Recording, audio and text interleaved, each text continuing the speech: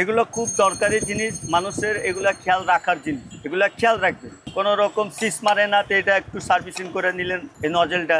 আর যদি আপনার সিস চারো সাইড দিয়ে যদি আপনার গ্যাস বের হয়, তাহলে মনে করেন আপনার সিস মারবে না, তা আপনি রাবার চেঞ্জ করে নিন। এই জিনিসটা খেয়াল রাখবেন। যেমন এই জিনিসটা আছে সেফটি বাল্ব, এই যে ছিদ্রি যদি হয়ে যায় তাহলে এটা বাদ, তাহলে এটা চেঞ্জ করতে হবে। আর যদি ছেদা না হয় তাহলে মনে করেন বাদ না, এটা ভালো আছে, তাহলে রাবার দিসটা। এখানে এই যে আপনার নজেলের নিপিল, এটা কটা ছিদ্রি আছে, মাঝখানে ছিদ্রি আছে, একটা তার দিয়ে সার্ভিসিং করে নিলেন।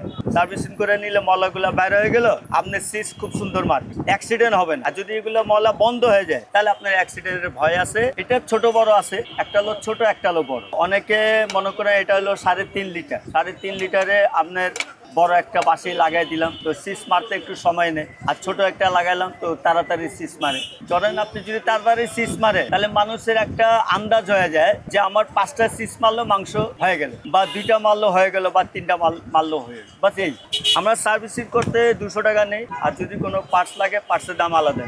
পার্টসের দাম এই যে বাঁশি 100 টাকা, রাবার 50 টাকা, সেফটি বাল্ব এগুলো 50 টাকা, এই যে হ্যান্ডেল 100 টাকা, এরকমই দাম। যে রান্না করে সে বুঝে যে আমি যে 5টা সিস মারলে আমার রান্না হয়ে গেল, এখন 10টা সিস মারলো রান্না হইলো না, এই প্রবলেমটা সে বললো, তো প্রবলেমটা আমি বুঝলাম, ওই প্রবলেম আমি বুঝে সেটা ঠিক করে দিলাম। রান্নার সময় যখন মনে করেন মাংস দিল বা পানি দিল, মশলা টসলা দিয়া বসাই দিল, অনেকক্ষণ হয়ে গেল বাঁশি মারে না, তো দেখা গেল পানি শুকায় গেল, মাংস জ্বলে গেল, কালো হয়ে গেল। ওই সময় কাস্টমার আমাদের কাছে নিয়ে আসে, দেখেন এই প্রবলেম। তো ওই সময় আমরা চেক করি, যেমন যে এটা সেফটি বল যখন রান্নার সময় শিশও মারে না, গ্যাসও বাইর হয় না, ওই সময় সেফটি বল ওটা ভাস্ট হয়ে যায়, তাহলে পাতিল আপনি বেঁচে গেল। আর যদি সেফটি বল ভাস্ট যদি না হয় তাহলে পাতিল ভাস্ট হয়ে যায়, তো মানুষের ক্ষতি হলো, মানুষ মনে করেন অ্যাক্সিডেন্ট হইলো, অনেক ধরনের সমস্যা হইতে পারে। আর অনেক সময় সিস করে কিন্তু বাঁশি মারে না, শুধু সিস করতেছে। তো ওই সময় দেখা গেল আপনার রাবার, যেমন রাবার আছে এই ধরনের রাবার চ্যাপ্টা হয়ে গেল, চ্যাপ্টা হয়ে গেলে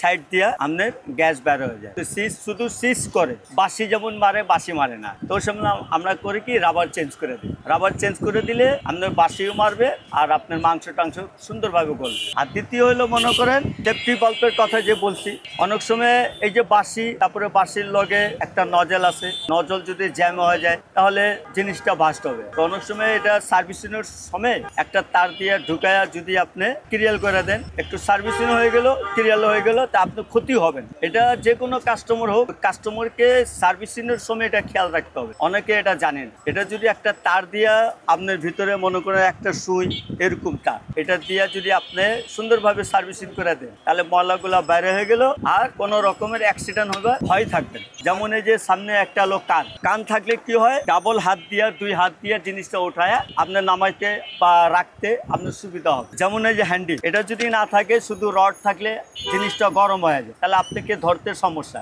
এগুলা ভেঙে গেলে এগুলা লাগানো খুবই বেশি দরকার। অনেক মানুষ রিস্ক নিয়ে নেয় যে না এইভাবে চাপি টাপি দিয়া নাকড়া দিয়া ধরে নামায়, কিন্তু এগুলা রিস্ক, এরকম না করাটি। যদি আপনি এটা ভেঙে যায়, একটা আপনি লাগাই নিলে আপনার জন্য ভালো। আর আপনি যদি বলেন কি না আমি ওই যে নাকড়া দিয়া ধরে আমি নামাবো, তাহলে সেটা আলাদা ব্যাপার।